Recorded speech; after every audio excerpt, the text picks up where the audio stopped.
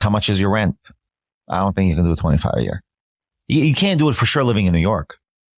Maybe you can do living in South Carolina or North Carolina, not in the greatest locations. Yeah, and let's keep in mind, you're right. You're right about this being a great configuration for someone who's making 50 million or whatever. Yeah. Because then you're left with, several $1 million to live your life. But still, what if it's not 12? What if it's 20? You know what I mean? Like it still could be, could you live on 40,000 a year?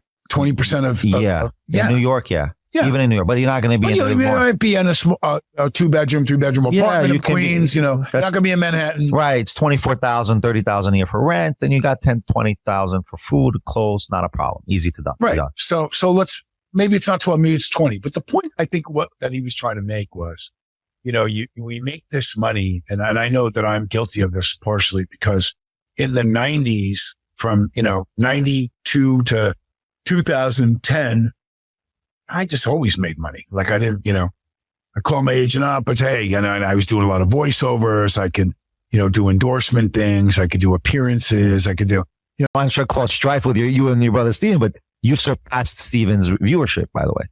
I mean, we buried him. Yeah, definitely. He only has like one clip that's 1.3.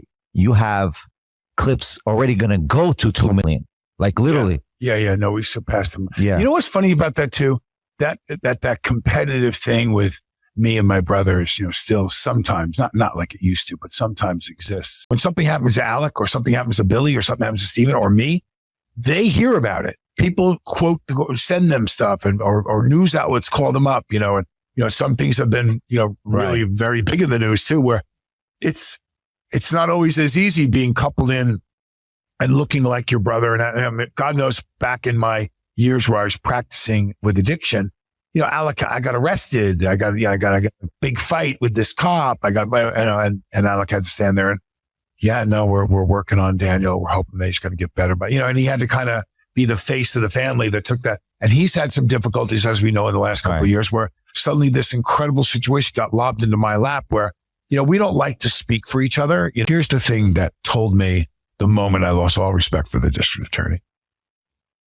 They gave the first AD, the one who announces cold weapon on set, full immunity to testify against Alec. And I thought, hang on a second. Even if there was, and there is no reason why the armorer should not have known and handed that gun before. So there's one layer broken. But he could not make that announcement without test firing the weapon. And he went ahead and made the announcement, which was the last barrier before the actor took the weapon in their hand.